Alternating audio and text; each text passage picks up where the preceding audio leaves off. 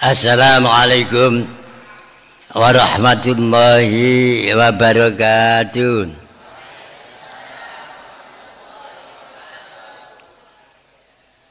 Saya ulang kembali jawabannya yang tepat. Waalaikumsalam. Ada sidanya di atas. Waalaikumsalam warahmatullahi wabarakatuh. Bisa ya? Assalamualaikum warahmatullahi wabarakatuh.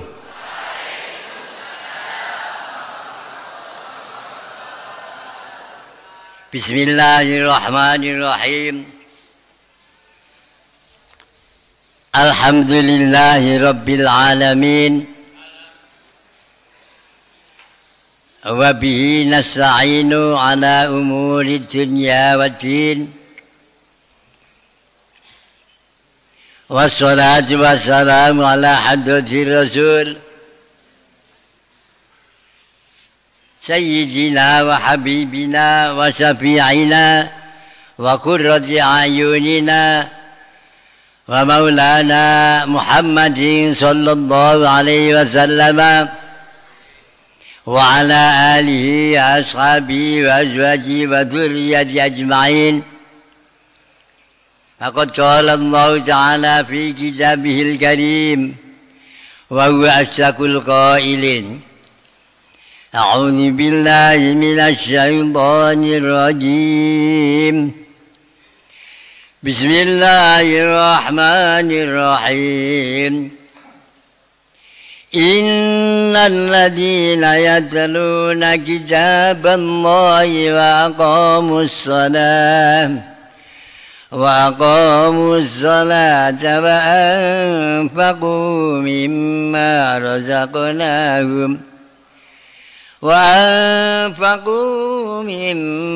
رزقناهم سرا وعلانية يرجون تجارة لن تبور ليوفيهم أجورهم ويزيدهم من فضله إنه غفور شكور. Sadaqallahul azim. Faqad qala an-nabiy sallallahu alaihi wasallam yurfa'ul adab 'anil amwat bi du'a'il ahya. Al-hadis atau kama qala amma ba'd. Tepat jam 1:30 waktu Indonesia, bagian Malang, pondok pesantren napa? Pondok pesantren Tahfidhil Quran As-Sadili, Mbah Yai Sadili, dalam rangka kita bersyukur kepada Allah Subhanahu wa Ta'ala diwujudkan merengeti sedanipun Mbah Yai Sadili yang ke-31 tahun. Mudah-mudahan dengan peringatan haul yang ke-31 ini kita mendapat imbalan dari Allah Subhanahu wa Ta'ala. Dalam bahasa Qur'annya, fadhkuruni adzkurkum. Fadhkuru ilinga sira kabeh ni marang ingsun Gusti Allah. Sekaligus kalau kita ingat Mbah Yai Sadili, masih ingat Rasulullah sallallahu alaihi wasallam, terus ingat pada Allah Subhanahu wa Ta'ala. Kalian jujuk, gak moro-moro nah Gusti Allah ni liwat Mbah Yai Sadili. Yai Sadili liwat Rasulullah. Untuk itu mudah-mudahan dengan merengeti haulnya Mbah Yai Sadili ini kita mendapat kelebihan dari Allah Jadi di Jawa Timur ini ada pondok Quran pertama di Sedayu. Kalau di daerah Gresik, langsung di Jombang, Yai Dahlan Holil. Di Jogja Mbak Kiai Munawir Kerapia. Nah itu. Sebelum itu belum ada Yarwani santri dari Kerapia. Yai yang sekarang dari Kerapia semua. Untuk itu mudah-mudahan kita disambut oleh Gusti Allah, adzkurkum. Mongko bakal ngilingi ingsun Gusti Allah kum marang sira kabeh. Waskuru lan padha syukur sira kabeh li maring ingsun. Wala takfurun lan aja kufur sira kabeh. Kamu bisa baca Fatihah, kamu bisa baca Quran. Ini berguru kepada putra daripada Mayai Sadili. Ya mudah-mudahan dengan hanya bisa membaca Al-Quran toh, kamu menjadi orang yang dipilih oleh Allah Subhanahu wa Ta'ala. Jadi ahlul Quran, ahlullah wa khassatu. Orang yang alim deres Quran itu langsung menjadi keluarga Allah dan pilih iso deres terus. Jangan sampai disebut orang ahli Quran kon maca gak hafal. Garut saya di Sedayu. Dikumpulkan setiap rumah itu 3 orang. Sak kampung Sedayu. Yang mengadakan Mbak Yai Munawir, bisanya Mbak Yai Sadili ini. Kan umur kita sampai tua. Sampai berapa? Nek Nabi Ibrahim 140. Nek Nabi Yusuf 120. Nek Kanjeng Nabi 60. 62. Mudah-mudahan bina sekian banyaknya anak ini diberikan kesabaran oleh Allah Subhanahu wa Ta'ala, bisa khatam semua. Kalau belum khatam jangan pindah. Berarti enjek-enjek. Tahu enjek-enjek? Ya, sing tekun. Dengan tekun itu akan mendapat kelebihan dari Allah. Haitsu ma tastaqim yuqaddiru lakallahu najahan. Di mana kamu itu tegak, Allah akan menentukan kebahagiaan. Contohnya seperti Gus Munim. Waktu Yai Sadili belum begini. Masih rumah-rumahnya masih omahmu elek, kabeh elek. Ini barokah Quran, omah api, pondok api, santrine ganteng-ganteng. Untuk itu mudah-mudahan kita mendapat kelebihan barokahnya Al-Quran, kita diberi kesehatan oleh Allah Subhanahu wa Ta'ala. Orang cerdas corona, gak ada penyakit, sergap deres, sehingga dengan sergap deres dijadikan ahlul Quran, ahlullah wa khassatu. Faman akramahu faqad akramallah fama'wahul jannah. Waman ahanahu fa'alaihi la'natullah wal malaikati wan nasi ajma'in. إلى حضرة النبي المصطفى محمد صلى الله عليه وسلم وعلى آله وأصحابه وأزواجه وذرية الكرام شيء لله لهم الفاتحة. أعوذ بالله من الشيطان الرجيم. بسم الله الرحمن الرحيم. الحمد لله الذين أنعمت عليهم غير المغضوب عليهم ولا الضالين. Sultanul Aulia Syekh Abdul Qadir Jilani, Waliullah Abu Samsuddin Batlambar, Kiai Khalil Bangkalan, Kiai Hamid Pasuruan, Said Sulaiman Mojagung Jombang, Said Sulaiman Said Abdul Rahman Bakar Wajo Jombang, Kiai Bandar Kedumulya Jombang Jawa Timur, wa usulihim wa furu'ahim wa khususan Kiai Muhammad Said Sambang, Kiai Syadzili wa usulihim wa furu'ahim alaihim ghairil maghdubi alaihim waladdallin.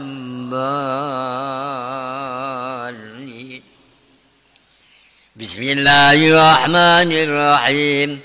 والضحى والليل إذا سجى ما ودعك ربك وما قلى وللآخرة خير لك من الأولى ولسوف يعطيك ربك فترضى ألم يجدك يتيما الله أكبر ولله الحمد بسم الله الرحمن الرحيم ألم نشرح لك صدرك ووضعنا عنك وزرك الذي أنقض ظهرك ورفعنا لك ذكرك فإن مع العسر يسرا إن مع العسر يسرا فإذا فرغت فانصب وإلى ربك فارغب إن هذا البلد الأمين لقد خلقنا الإنسان في أحسن تقويم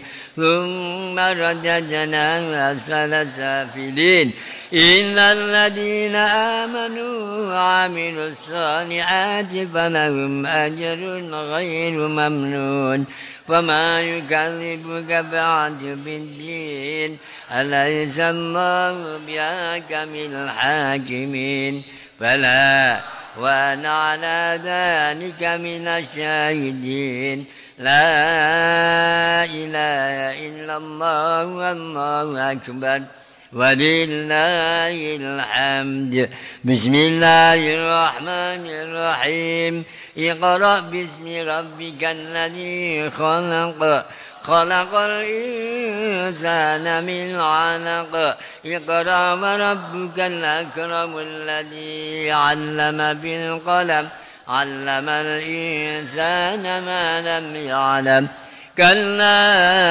إن الإنسان ليطغى أن رآه استغنى إن إلى ربك الرجعى أرأيت الذي ينهى عبدا إذا صلى أرأيت إن كان على الهدى أو أمر بالتقوى أرأيت إن كذب وتولى ألم يعلم بأن الله يرى كلا لئن لم ينته لنسفعا بالناصية ناصية كاذبة خاطئة فليدع ناديا سندع الزبانية كلا لا تطعه واسجد واقترب سبحان الله الحمد لله ولا إله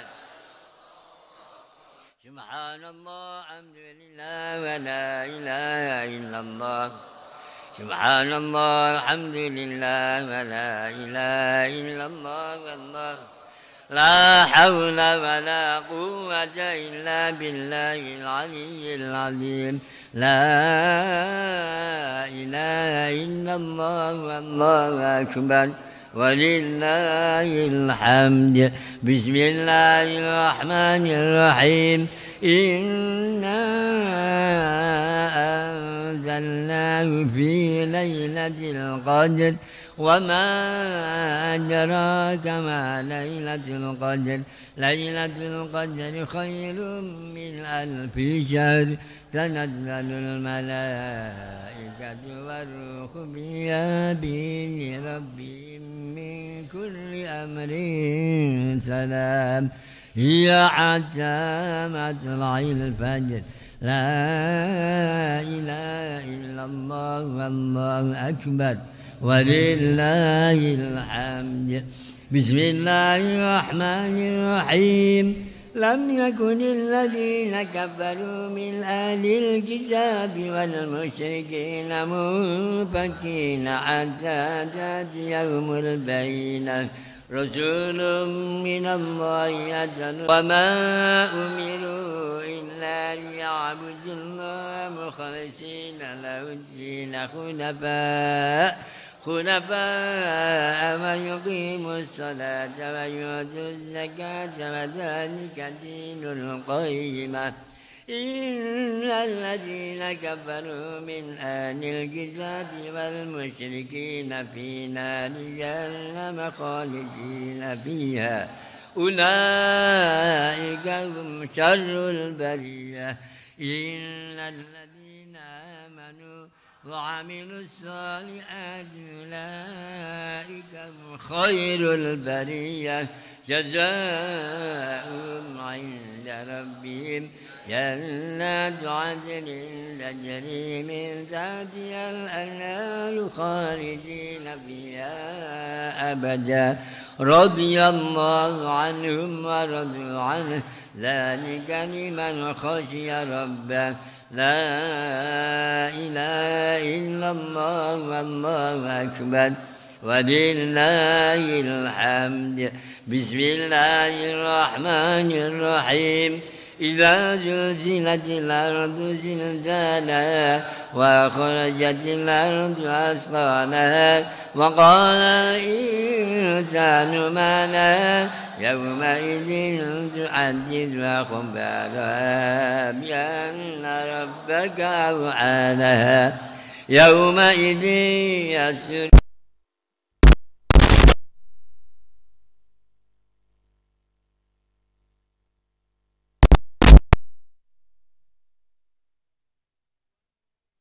يعمل مثقال ذرة شرا يره لا إله إلا الله والله أكبر ولله الحمد بسم الله الرحمن الرحيم والعاديات ضبعا والموريات قدحا والمغيرات سبحا فأثرن به نقعا فوسطن به جمعا إن الإنسان لربه لكنود وإنه على ذلك لشهيد وإنه لحب الخير لشديد أفلا يعلم إذا بعثر ما في القبور وحصل ما في الصدور إن ربهم بهم يومئذ لخبير لا إله إلا الله والله أكبر ولله الحمد بسم الله الرحمن الرحيم القارعة ما القارعة وما أدراك ما القارعة يوم يكون الناس كالفراش المبثوث وتكون الجبال كالعهن المنفوش فأما من ثقلت موازينه فهو في عيشة راضية وأما من خفت موازينه فأمه هامية وما أدراك ما هي نار حامية نسأل الله العفو والعافية لا إله إلا الله تعلمون ثم كلا سوف تعلمون كلا لو تعلمون علم اليقين لترون الجحيم ثم لترون عين اليقين ثم لتسألن يومئذ عن النعيم لا إله إلا الله والله أكبر ولله الحمد بسم الله الرحمن الرحيم والعصر إن الإنسان لفي خسر إلا الذين آمنوا وعملوا الصالحات وتواصوا بالحق وتواصوا بالصبر لا إله إلا الله والله أكبر ولله الحمد بسم الله الرحمن الرحيم ويل لكل همزة الذي جمع ماله وعدده يحسب أن ماله أخرجه كلا لينبذن في الحطمة وما أدراك ما الحطمة نار الله الموقدة التي تطلع على الأفئدة إنها عليهم مؤصدة في عمد ممددة لا إله إلا الله والله أكبر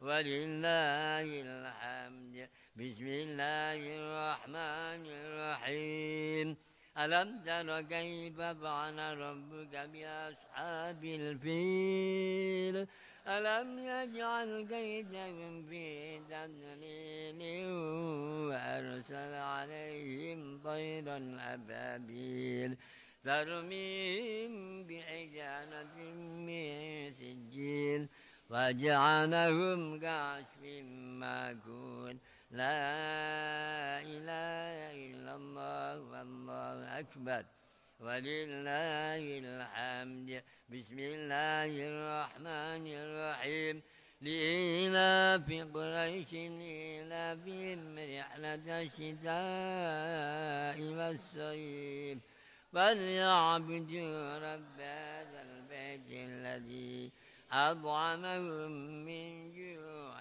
وآمنهم من خوف لا إله إلا الله والله أكبر ولله الحمد بسم الله الرحمن الرحيم أرأيت الذي يكذب بالدين فذلك الذي يدعو اليتيم ولا يحض على طعام المسكين وويل للمصلين الذين هم عن صلاتهم ساهون الذين هم يراءون ويمنعون الماعون لا إله إلا الله والله أكبر ولله الحمد بسم الله الرحمن الرحيم إنا أعطيناك الكوثر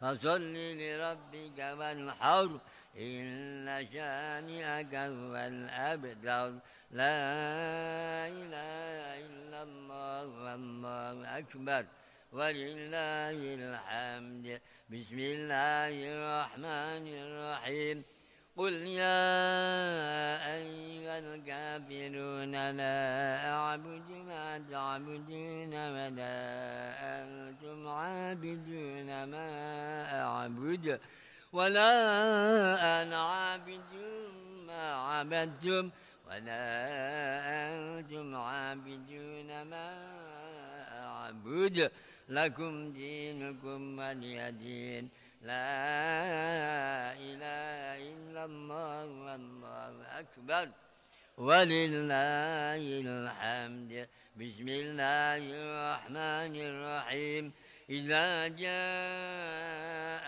نصر الله والفتح ورأيت الناس يدخلون في دين الله أفواجا فسبح بحمد ربك واستغفره إنه كان توابا لا إله إلا الله والله أكبر ولله الحمد بسم الله الرحمن الرحيم تبت يدا أبي لهب وتب ما أغنى عنه ماله وما كسب سيصلى نارا ذات لهب وامرأته حمالة الحطب في جيدها حبل من مسد لا إله إلا الله والله أكبر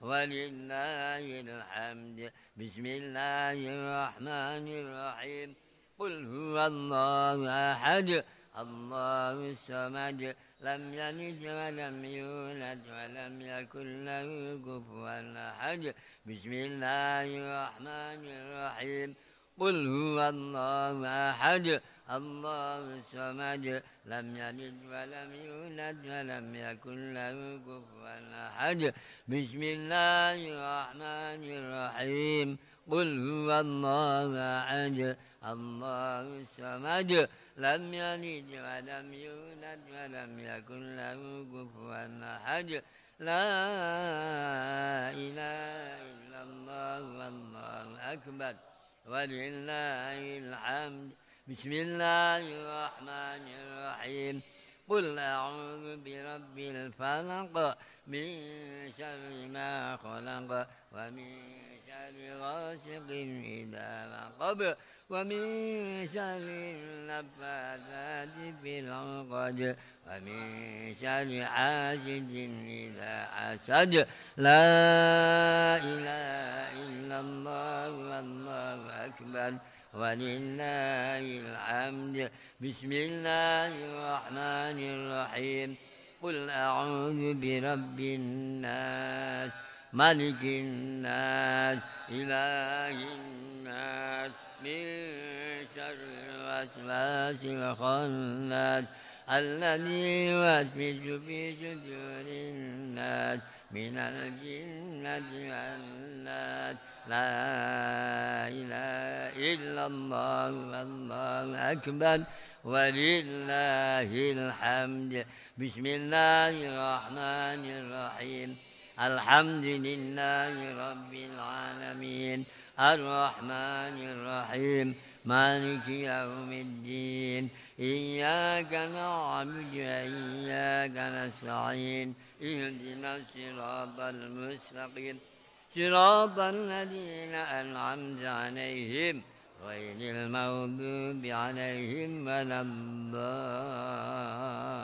الضالين بسم الله الرحمن الرحيم ألف لام ميم ذلك الكتاب لا ريب فيه هدى للمتقين الذين يؤمنون بالغيب ويقيمون الصلاة ومما رزقناهم ينفقون والذين يؤمنون بما أنزل إليك وما أنزل من قبلك وبالآخرة هم يوقنون أولئك على هدى من ربهم وأولئك هم المفلحون أفضل ذكري فاعلم أنه لا إله إلا الله لا إله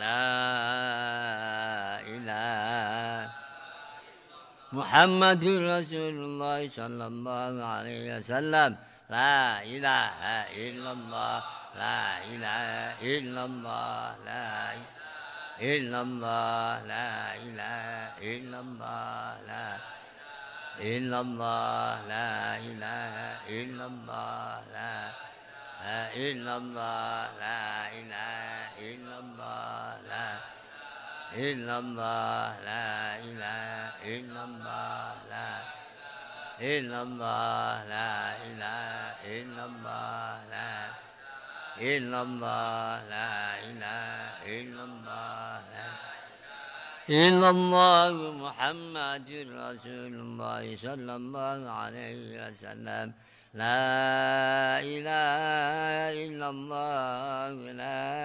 إله إلا الله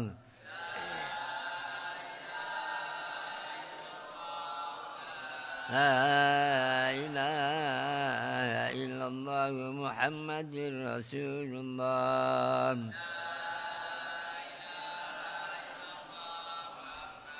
لا إله إلا الله محمد حبيب الله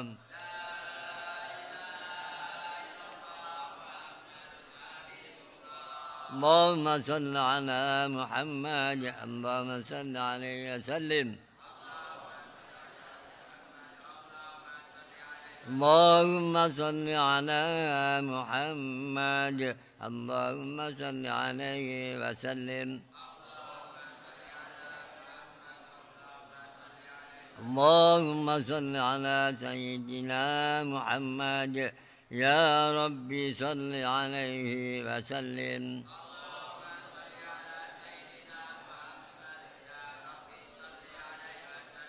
سبحان الله وبحمده سبحان الله سبحان الله وبحمده سبحان الله وبحمده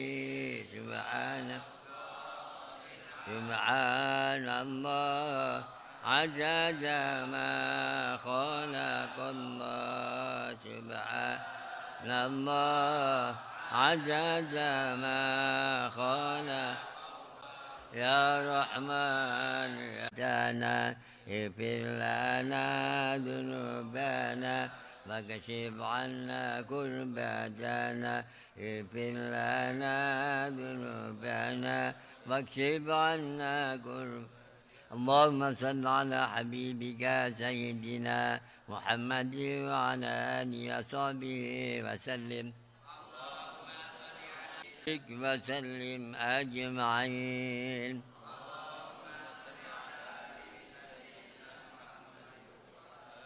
جميعا كتبت اسمهم في هذه الرسالة خصوصا بيت جزولي وأصولهم وفروعهم شيء لله لهم الفاتحة أعوذ بالله من الشيطان الرجيم بسم الله الرحمن الرحيم الحمد لله رب العالمين الرحمن الرحيم مالك يوم الدين إياك نعبد وإياك نستعين اهدنا الصراط المستقيم صراط الذين أنعمت عليهم غير المغضوب عليهم ولا الضالين صدق الله العلي العظيم وصدق رسوله النبي الكريم ونحن على ذلك من الشاهدين والشاكرين والحمد لله رب العالمين حمدا يفي نعمه ويكفي مزيدا يا ربنا لك الحمد كما ينبغي لجلال وجهك الكريم وعظيم سلطانك اللهم صل على نور الأنوار وسر الأسرار وترياق الأغيار ومفتاح باب اليسار سيدنا وحبيبنا وشفيعنا قرة أعيننا ومولانا محمد المختار وآله الأدهار وأصحاب الأخيار عدد نعم الله وإفضاله ربنا تقبل منا إنك أنت السميع العليم وتب علينا إنك أنت التواب الرحيم واهدنا ووفقنا إلى الحق وإلى طريق مستقيم ببركة ختم القرآن العظيم وبحرمة حبيبك ورسولك الكريم واعف عنا يا كريم واعف عنا يا رحيم واغفر لنا ذنوبنا بفضلك وجودك وكرمك يا أكرم الأكرمين ويا أرحم الراحمين اللهم زينا بزينة ختم القرآن وأكرمنا بكرامة ختم القرآن وشرفنا بشرافة ختم القرآن وألبسنا بخلة ختم القرآن وعافنا من كل بلاء الدنيا وعذاب الآخرة ببركة ختم القرآن اللهم اجعل القرآن لنا في الدنيا قرينا وفي القبر مونسا وفي القيامة شفيعا وعلى الصراط نورا وإلى الجنة رفيقا ومن النار سترا وحجابا وإلى الخيرات كلها دليلا وإماما اللهم طهر قلوبنا وقر عيوننا واستر عوراتنا واشفي مرضانا وقد عنا ديوننا وبيض وجوهنا وارفع درجاتنا واصلح حاجاتنا وارحم آباءنا تجاوز عن سيئاتنا وامحو ذنوبنا وقوي أجسادنا وفرح أحبابنا وشد شمول أعدائنا واحفظ أهلنا وأموالنا وديارنا وثبت أقدامنا على دين الإسلام وانصرنا على القوم الكافرين بحرمة ختم القرآن العظيم اللهم اجعل وأوسر وتقبل ثواب ما قرأناه ونور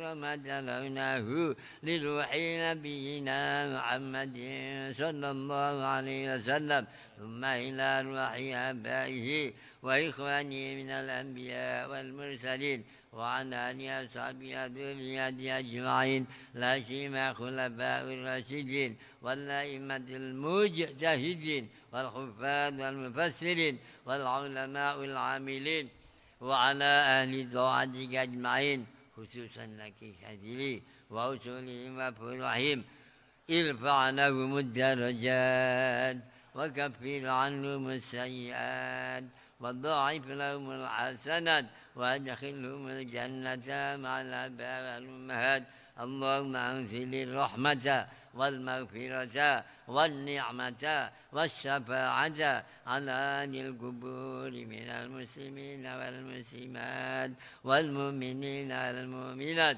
أينما كانوا من مشارق الأرض إلى مغاربها برها بعدها من قوف إلى قوف من لدن آدم ومن حواء اللهم اغفر لهم وارحمهم وعافِ عنهم واجعل قبورهم روضة من رياض الجنة اللهم لا تحرمنا أجرهم ولا تفتنا بعدهم واغفر لنا ولهم برحمتك يا أرحم الراحمين يا أرحم الراحمين يا أرحم الراحمين اللهم ذكرنا منه ما نسينا وعلمنا منه ما جهلنا وارزقنا تلاوته آناء الليل وأطراف النهار واجعله حجة لنا يا رب العالمين بسم الله الرحمن الرحيم الحمد لله رب العالمين إياك نعبد وإياك صراط الذين أنعمت عليهم غير المغضوب عليهم.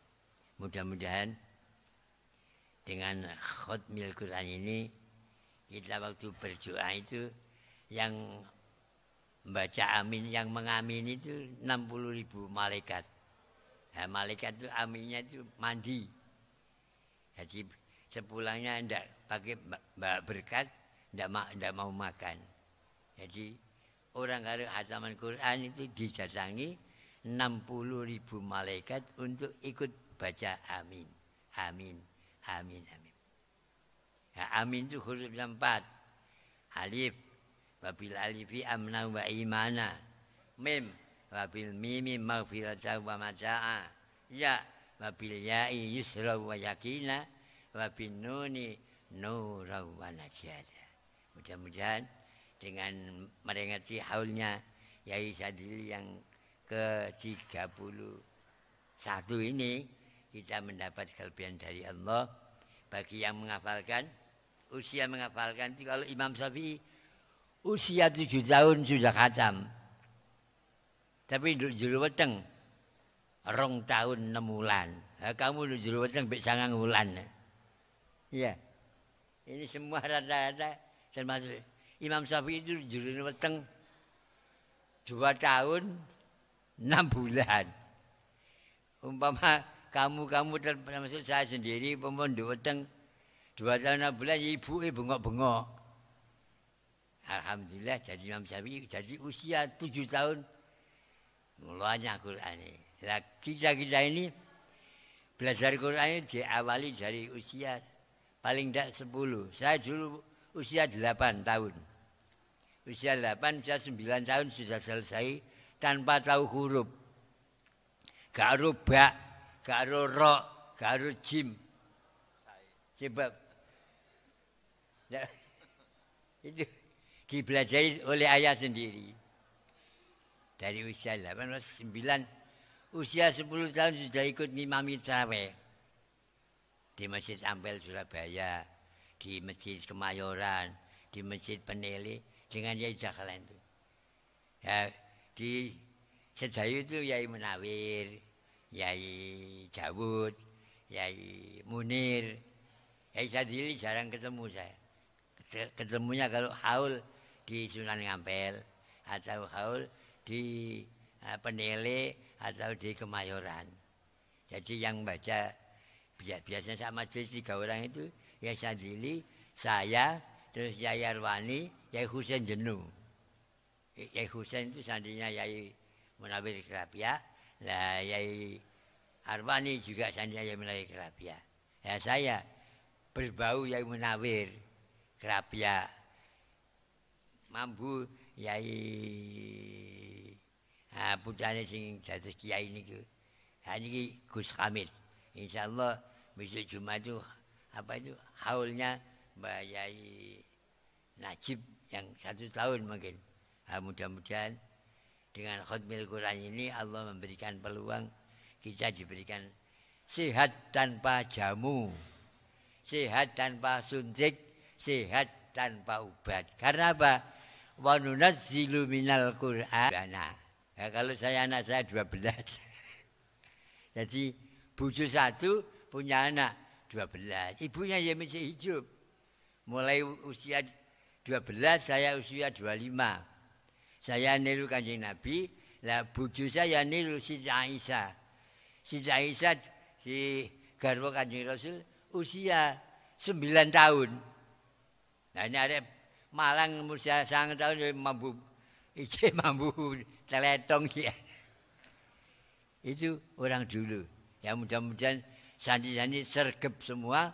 Dengan sergap itu sepulangnya dari pondok lancar semua bacanya.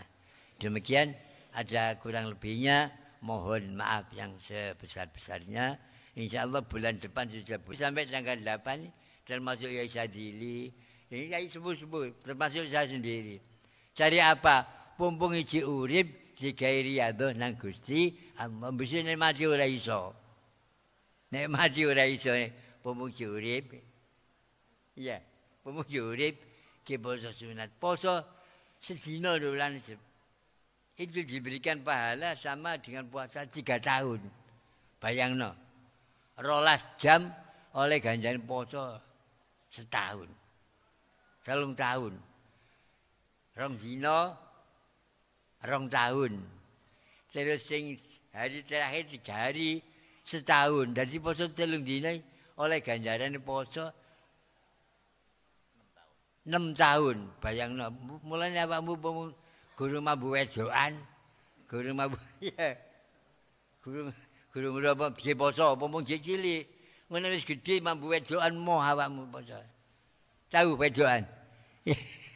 Ini ya rata-rata memang dinas seperti itu. Mumpung masih kecil, gunakan yang baik. Dengan dasar khairun nas ang khatam.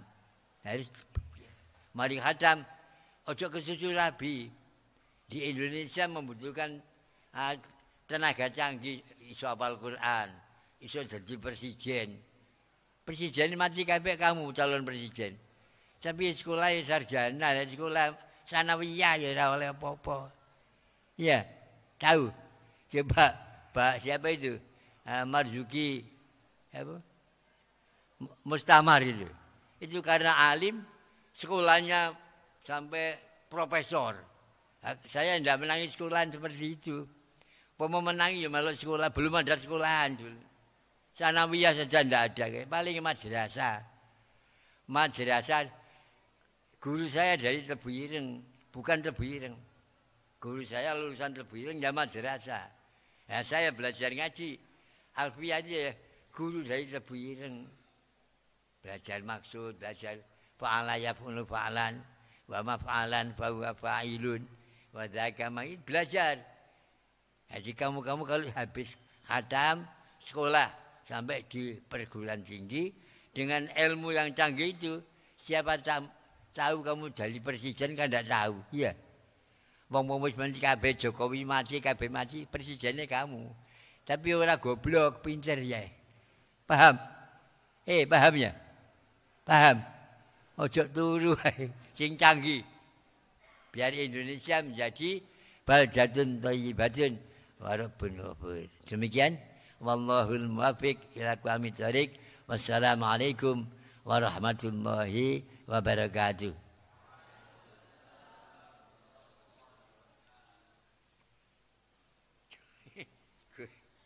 Gus ini coba nih kula. Tapi gak tau gelem mlebu omah. Di latahan moya iki. Latan pondok. Mungkin embong. Pondok ini masjid sapi ini. Ampun. Ampun. Monggo. Ini jalan mikir pundi sampe. Asli Jombang lho. Di kantor mriki. Kita Jombang pundi? Misalnya Yahya. Ya kan. Yahya jenengan. Lah sing mondok dhewe arep mikir sampean. Adik misal. Wedok. Boten. Nek wedok kene pun ayah ya. Yahya. Berarti wong Ploso nggih. Bisa kampung kan ya. Ya,